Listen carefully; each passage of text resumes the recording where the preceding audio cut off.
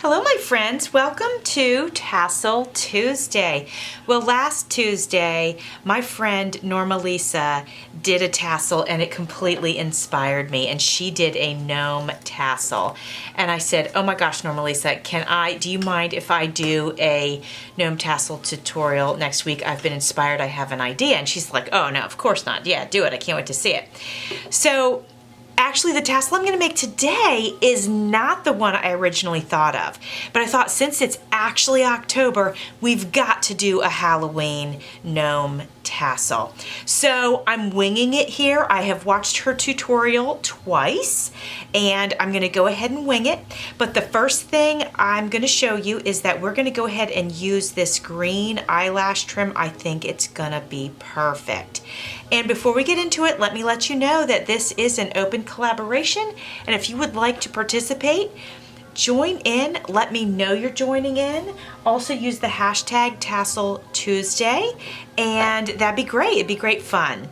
And also, please check the other collaborators. They will be listed in my description box, and you will see a wonderful variety of tassels. I can promise you that. So I was looking around for something long enough to, twist my eyelash trim around, and I think this box is plenty long. We're gonna go ahead and twist this eyelash trim around 20 times. And this is pretty thin. Once we do it 20 times, we might need to go further. We might need to go 25. We'll see how it looks once we do it.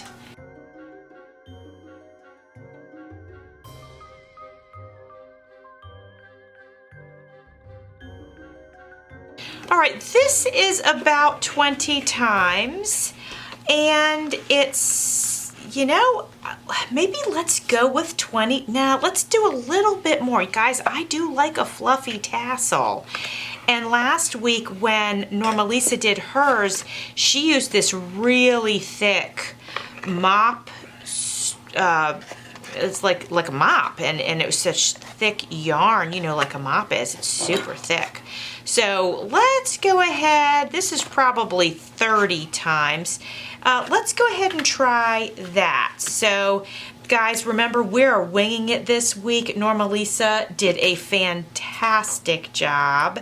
And the one that I was inspired to do, and I have envisioned I will do it, it's specific to a different style, if you will. And I just, like I said, I thought we might want to go ahead and do a Halloween one. Friends, do you remember the gorgeous ribbon I got from Craspire? I mean, look at it, it's beautiful. So I've decided I want to go ahead and use that ribbon for the center tie. So we're going to go ahead and slide this under the center here. And I figure we'll use about half of the ribbon. I want to use the other half for the hat. So there we go. So I've got half for the tie and half for the hat. All right, we are going to slide this under the center. And we're going to go ahead and do a double knot. Now remember, if you've watched me make tassels, you do not have to wrap your stuff around anything. You can lay them out like I do in the crisscross, completely up to you. But I just wanted to show you that you can do it like this, and that's how we did it last week too. So now we're going to go ahead and slide this off of here. Okay, get rid of that. Okay, yeah, I'm glad we went with about 30 times around, because look how nice and fluffy it is. Now this gnome tassel is not going to be super long, and that is perfectly fine. I didn't really want to make a giant tassel.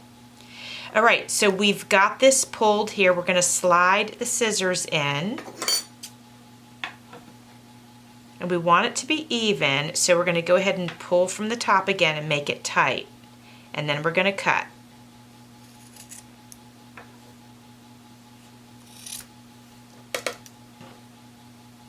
And then give it a little shake because, well, eyelash trim is a little, messy. So if you're using eyelash trim, give it a little shake before you keep on working. I'm going to get rid of that real quick, a little cleanup time. Okay. Now, We want to make sure that we secure this. So I'm going to go ahead and tie, you know how we tie around, you know how we do that. We're going to do that, and that is going to secure this, but we're also then going to start making the hat. But let's secure it first. Now this part's the easy part, my friends. You know, I do this part all the time. This is not a challenge for me at all, but what's going to be a little bit different is making the gnome hat. So we will be doing it together. And you know, if it takes me a few tries or if I mess it up, it'll be all part of the learning experience. That's what we're gonna say, because I mean, Norma Lisa made it look so easy. And if I was using yarn, I don't think I'd be nearly as concerned, but I'm not gonna use yarn. Please go check out her video. She did a fantastic job and I loved it. Like I said, I was just so inspired and I love her anyway. So yeah, go check out her video. As a matter of fact, I'll make sure I link it in my description box so that you could go over there and see how she did that last week. It was really great. All right, so we've got, this part is ready to go. Now what she did was she went ahead and she wrapped, I would say from about, her tassel was bigger than mine, but I would say from about this point, maybe it was like a third, and then and this part was going to be, you know, wider, like thicker, and then it came to a point. And that's what she did. But today I was thinking of using this tool. So here's where it gets tricky, guys. So I want you to bear with me. So here's what we're going to do. We're in this together, my friends. This is gonna have, oh man, I'm never getting rid of this glitter, right? It's gonna be it's gonna be everywhere. It's fine, that's what crafting's all about. What we're gonna do, I'm gonna go by my gut instinct, okay? I'm gonna go ahead and unroll, because again, this is super thin too, and I guess I could always add to it if I needed, like if I was making the hat and it just wasn't coming together right, I could always cut more and add to it. But let's do this much. That's about maybe 4 feet if these are 12 inches each. So this is not a science here. This is really called just winging it. Now what I'm gonna do, since she used yarn, I'm gonna go ahead and cut this into smaller strips, and we'll kind of play with it like it's yarn. Hopefully that makes sense to you. So, because, you know, the tassel itself is pretty small. For me, this is a very small tassel. You guys know I usually make a decent sized tassel. So we don't want this to be as thick as it is, I'm thinking.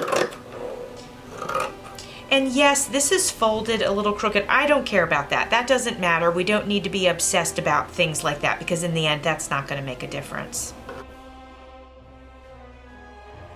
So when we wrap this around, we're going to want this to look like, well, it's kind of solid, if you will, like truly like a hat. I think I'll leave this one thick like it is, and I think I'll start with this one. I'd rather start with this one than end with it. So yes, let's do that. And actually, we will build up from there. So let's do, we'll have this one be the last. This one will be the second to the last. All right, and this one will be the second one, but this one will be the first one because it's the widest. No particular rule on why I'm making that decision. My gut instinct says that's the thing to do. Some of you guys who have watched my collaging know that I'm an intuitive collager the majority of the time. Well, and that goes for all my crafts.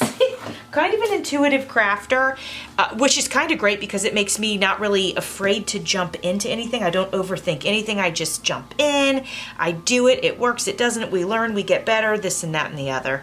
I do not let rules or expectations even get in my way of crafting, and it keeps it really fun and really fresh for me. So just thought I would share that.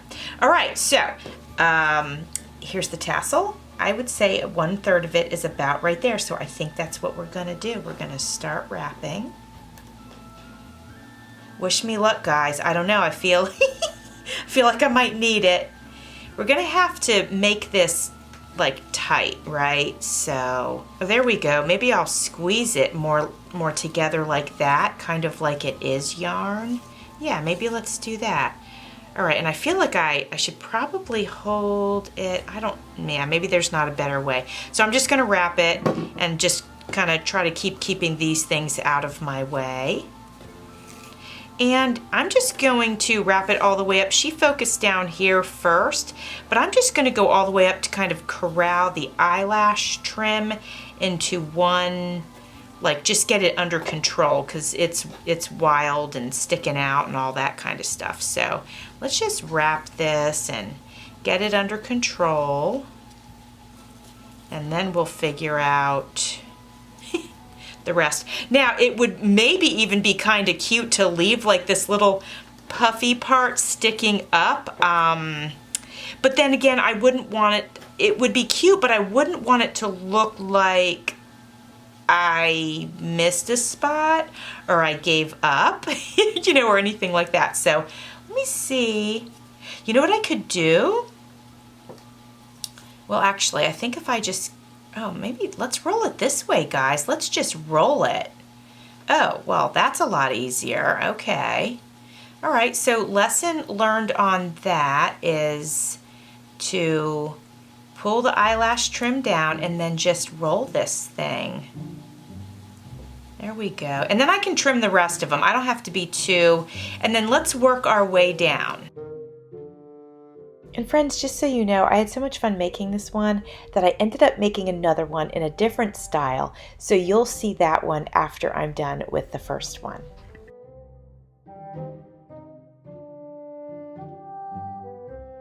Okay, friends, it is time now to start adding details to the hat.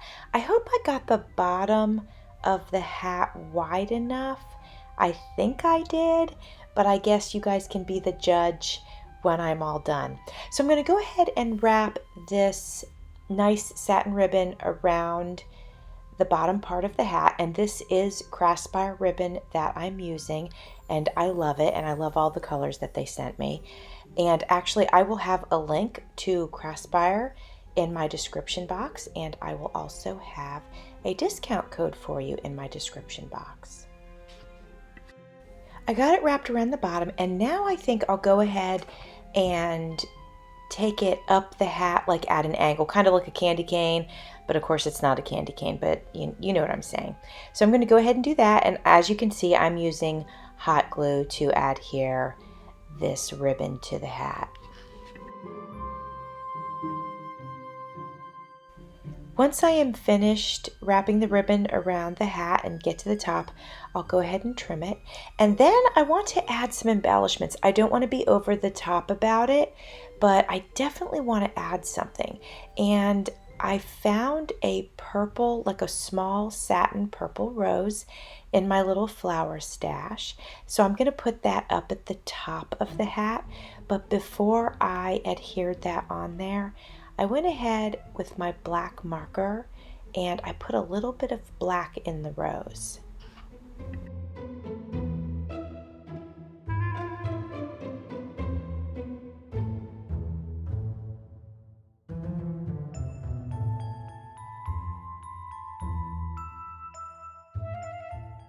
Once I'm done with that, I'm going to go ahead and adhere the nose, and I kind of went back and forth with myself on what color of a nose I wanted to use, what size of a nose I wanted to use.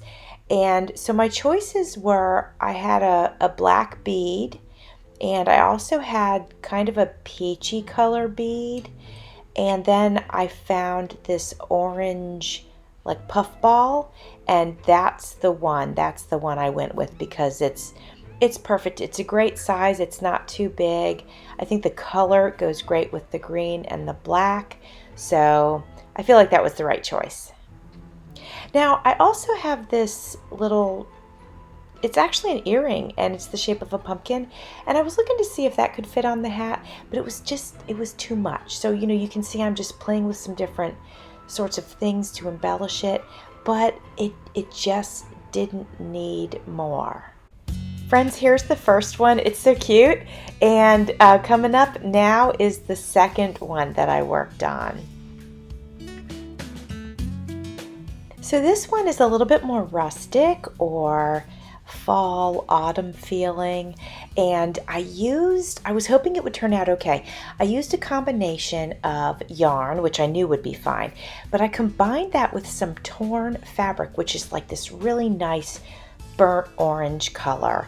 And I thought, you know, let's just try it and see if it looks okay having a combination of fibers as opposed to just one.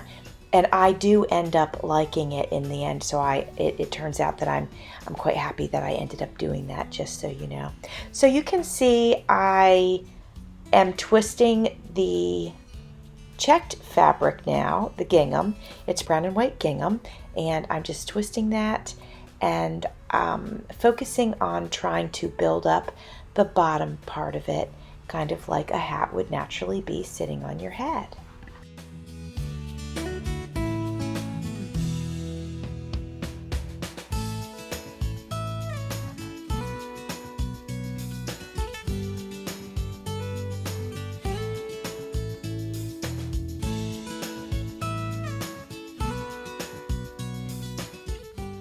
I think I've got it in the shape that I want it. This has been a bit of a learning curve for me, but I love that. I love learning new things. I am just going to use the hot glue gun to basically finish off that piece of fabric there. Now this is pretty long and it's a little bit uneven at the bottom, so I'm going to go ahead and trim that and even it up. And now it is time for me to choose a nose.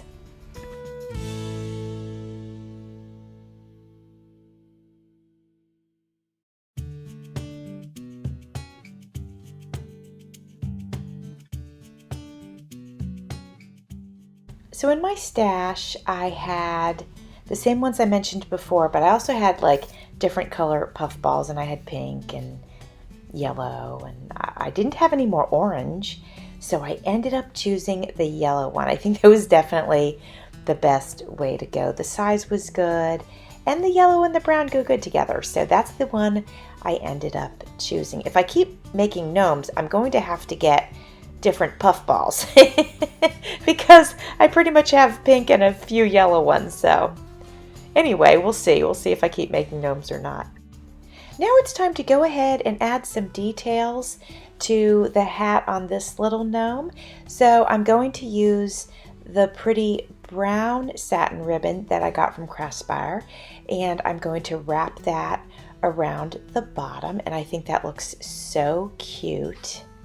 And I was digging around again in my embellishments, and again in my little flower bin, I do have some nice choices for flowers. I had this really pretty cream colored flower, and I thought, oh, it is perfect. It's not overstated, it's quite subtle, and I thought, well, this is perfect, it's the one. So here are the two gnomes that we made for Tassel Tuesday. Thank you to Norma Lisa for your inspiration. Thank you to Craspire for letting me show off your beautiful satin ribbon.